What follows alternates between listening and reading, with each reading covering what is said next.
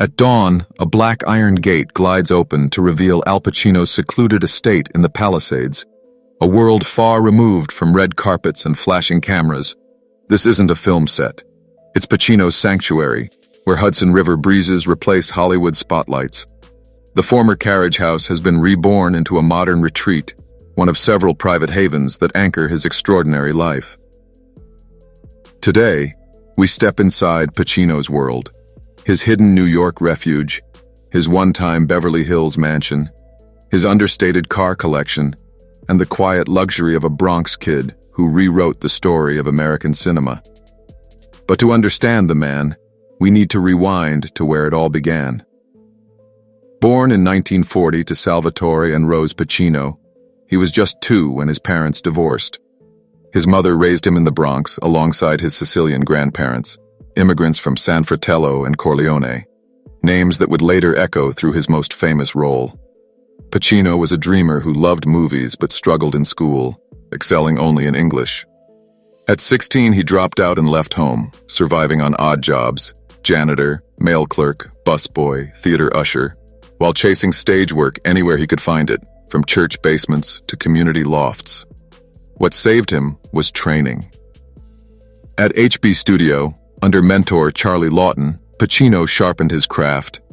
He later won a coveted spot at the Actors Studio with Lee Strasberg, immersing himself in method acting and forging the intensity that would define his career.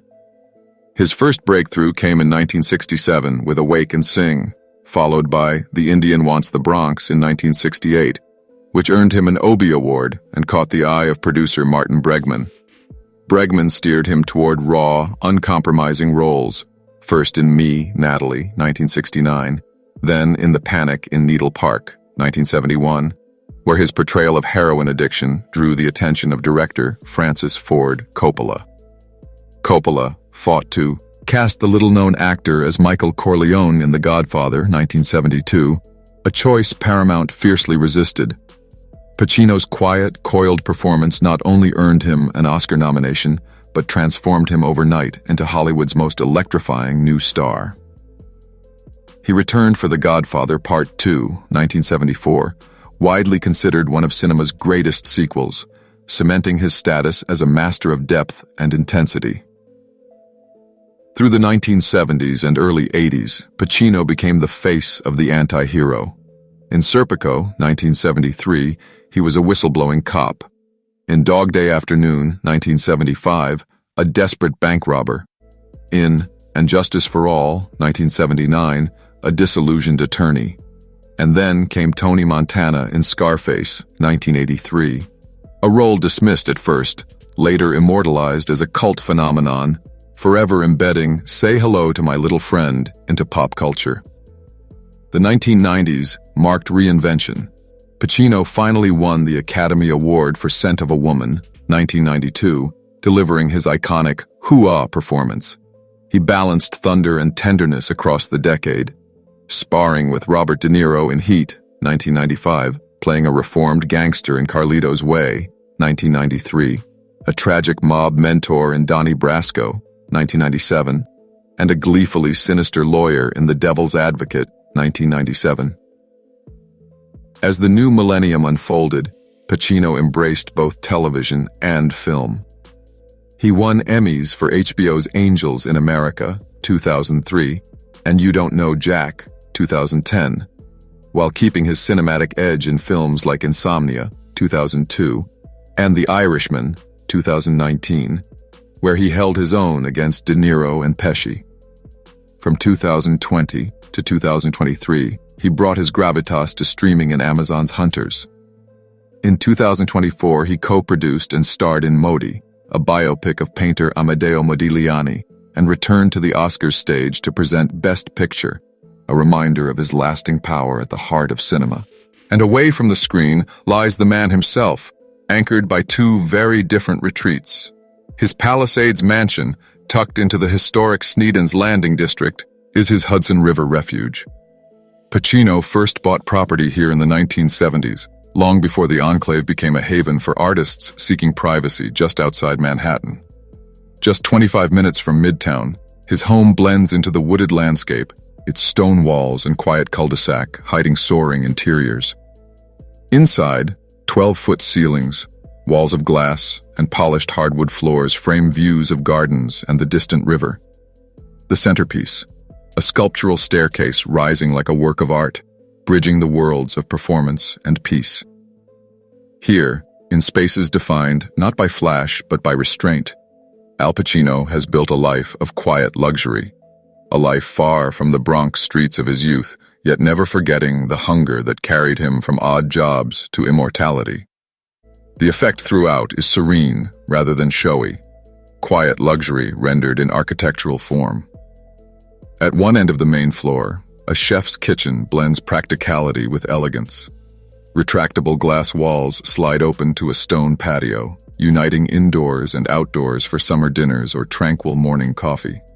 Custom cabinetry, professional-grade appliances, and an integrated sound system make it a natural stage for gatherings, whether Pacino is hosting a handful of close friends or an entire cast. Just beyond, a sunlit family room doubles as a private screening lounge, the perfect corner to preview scripts or revisit classic films. Upstairs, spa-inspired bathrooms and airy bedrooms echo the clean lines of a boutique hotel, a retreat built around calm rather than celebrity opulence. Smart home technology silently manages lighting, climate, and security, maintaining the sense of balance. Covered porches at both the front and rear of the house provide shaded vantage point, as across the grounds, while a 4-car garage doubles as a workshop, space for Pacino to tinker with cars, art projects, or simply reflect in solitude. Mature trees and thoughtful landscaping create privacy naturally, without fortress-like walls or imposing gates. But while the Hudson River estate speaks to quiet retreat, on the West Coast, Pacino once embraced a different kind of luxury, classic Hollywood elegance. The Beverly Hills Mansion. During long stints in Los Angeles, Pacino preferred leasing historic homes rather than building flashy compounds. His most iconic rental was a stately Beverly Hills mansion once owned by novelist Jackie Collins. Built in the 1920s and reimagined in 1938 by architect Douglas Honnold, the home sits on nearly 3/4 of an acre in the coveted Flats neighborhood, walking distance to the Beverly Hills Hotel, yet secluded enough to feel like its own private enclave. Recently listed at $15.9 million, it offers a rare glimpse into the kind of space Pacino once called home. A circular drive lined with manicured hedges sets the stage. The 2-story facade, smooth stucco walls, shuttered windows, and a welcoming porch recalls California's pre-war glamour. Inside, more than 5,300 square feet unfold across 6 bedrooms and 6 baths. A wood-paneled family room anchors the main floor, complete with fireplace and a tucked-away bar, evoking the era of nightly cocktail hours. The adjacent living room offers tall French doors opening to the garden, while the chandelier-lit dining room glows with arched windows, soft green walls, and crisp white paneling. The kitchen strikes a balance between period charm and modern convenience. Stained glass windows, ceramic tile counters, and a cozy breakfast nook now paired with Wolf appliances. A private office lined with built-ins and its own fireplace offered Pacino a place for reflection between shoots. Upstairs, the master suite continues the theme of elegance without excess. Period tile, brass fixtures, and garden views recall a Hollywood golden age where luxury meant grace, not ostentation. Outside, the mood shifts from gentle formality to California leisure. A broad terrace with built-in grill and outdoor fireplace sets the stage for long summer nights. Beyond it, a pool and spa shimmer among climbing roses and mature trees. And for the ultimate Beverly Hills signature, a full-size tennis court stretches across the property. A detached garage completes the grounds, leaving the garden uninterrupted. The car collection. Away from his homes, Pacino's garage tells its own story, a portrait of understatement and practicality. His daily driver in the Palisades is a Lexus LX570, once valued near $90,000. Beneath its leather-trimmed calm lies Toyota's bulletproof engineering, a 5.7L V8 adaptive suspension, and full-time four-wheel drive, capable of handling snowy Hudson mornings as easily as quiet studio arrivals. Inside, deep leather seats, tri-zone climate, and a Mark Levinson sound system create an executive lounge on wheels, precisely the kind of vehicle Michael Corleone might choose if he wanted to move unnoticed. For shorter escapes along the Hudson River roads, Pacino turns to European finesse. His Audi S5, a sleek two-door coupe, pairs quattro all-wheel drive with 349 horsepower from a turbocharged V6. Quick, balanced, and understated, it's a car built not for spectacle, but for the simple joy of the drive. The Audi's cabin wraps driver and passenger in brushed aluminum and fine Napa leather with a virtual cockpit and Bang Olufsen audio system. Today, it's valued between $55,000 and $60,000 depending on trim. Not a supercar, but a driver's car, quietly quick, balanced, and perfect for a veteran actor who still enjoys performance without the flash. When winter grips the Hudson Valley, Pacino relies on British heritage. His Range Rover Sport, worth $85,000 to $100,000, delivers adaptive air suspension, a panoramic roof, and a mild hybrid engine that balances power with efficiency. Inside, Windsor leather, ambient lighting, and a sleek touchscreen make it feel like a country estate on wheels. It's his go-to vehicle for early morning script runs when the driveway is dusted in frost. Weekends, however, call for something with a little Scarface swagger. Pacino's Porsche Cayenne, starting at $80,000 but easily topping $100,000 with options, blends muscular design with German precision. Bolstered leather seats, a curved digital display, and Porsche's signature steering remind us this is luxury built for speed.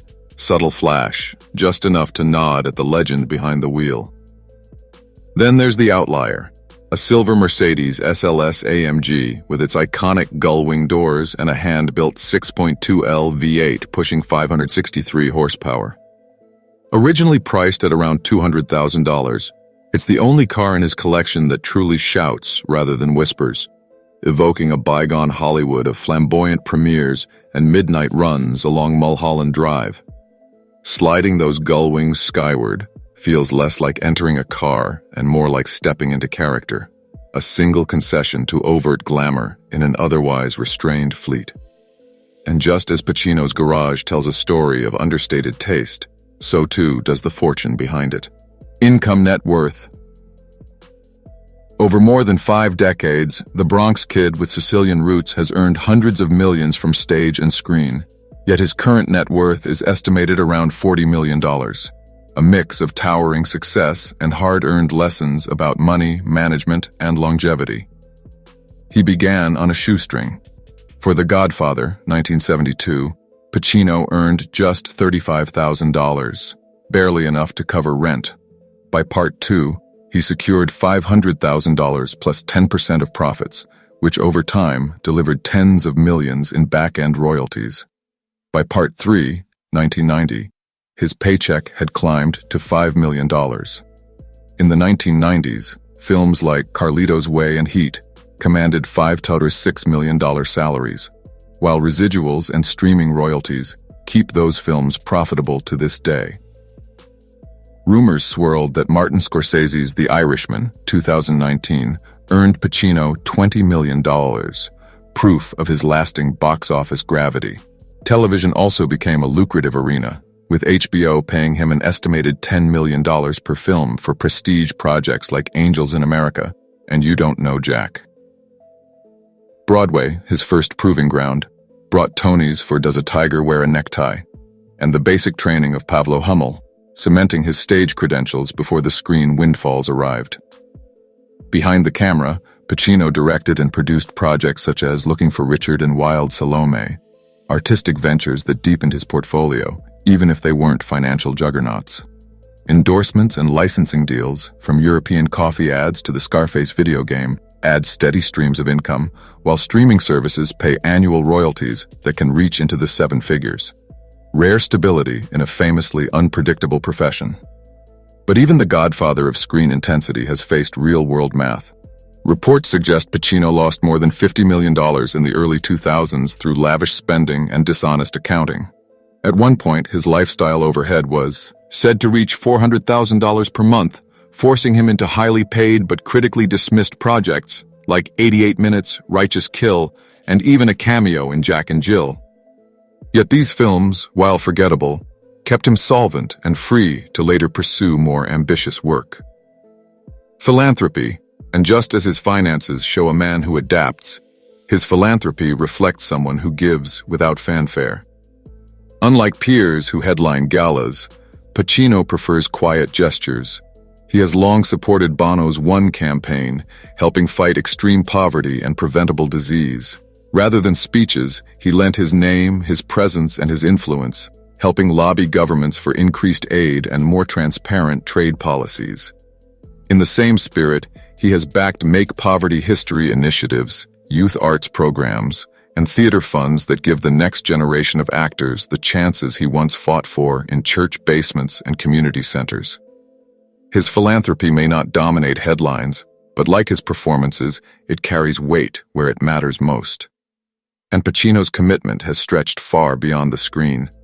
He signed on to Amnesty International's campaigns, fighting for political prisoners and defending artists under threat. One of his most discreet yet defining gestures came in 1980. After starring in William Friedkin's controversial film Cruising, Pacino quietly placed his entire salary into an irrevocable trust supporting LGBTQ+ and human rights causes. No press release, no self-congratulation. Just a silent act of generosity that, over decades, has fueled grassroots organizations, legal defense efforts, and healthcare outreach for communities battling discrimination.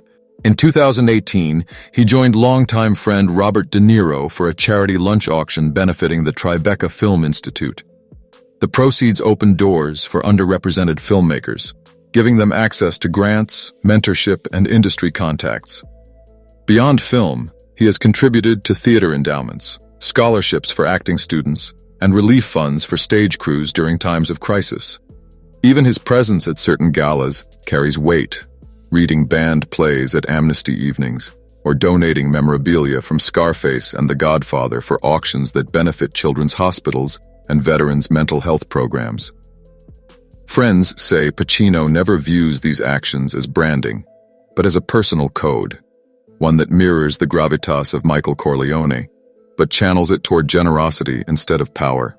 He's earned a quiet reputation as a benefactor who spreads his resources widely, helping small to mid-sized organizations survive, from HIV outreach to immigrant legal aid. In an era when celebrity philanthropy often feels like marketing, Pacino's old-school humility stands apart. Away from the spotlight, his personal life has unfolded more like improvisation than a script. He never married, yet built a sprawling, unconventional family. His first daughter, Julie Marie, was born in 1989 with acting coach Jan Tarrant. Over a decade later, he welcomed twins, Anton James and Olivia Rose, with actress Beverly D'Angelo. And in 2023, at 83, he surprised the world again with the birth of his son Roman with producer Noor Al-Fallah, who is over 5 decades his junior. Romance has followed him across generations of Hollywood, from Diane Keaton and Jill Clayburgh to Lucilla Polak, his partner of a decade. Yet Pacino consistently avoided the trappings of celebrity marriage, preferring freedom to ceremony. That independence has come with challenges. In his early years, Pacino battled substance use, a struggle he later admitted nearly cost him everything. Sober since 1977, he credits that discipline with saving both his life and his art. In 2024, he revealed that he had nearly died of COVID-19 during the early months of the pandemic, a haunting brush with mortality that left him more reflective, determined to slow down, and grateful for his family and craft. From underground New York stages to Oscar glory, from the ruthless rise of his characters to his quiet retreats filled with art, Al Pacino has transformed raw ambition into enduring craft, understated wealth, and a legacy defined as much by generosity as by talent. So as the curtain falls on this chapter of his story, We see not just a Hollywood legend, but a man who redefined success on his own terms. Hit like, subscribe, and ring the bell to join us for more journeys into extraordinary homes and the remarkable lives behind them. Thank you for watching, and we'll see you in the next video.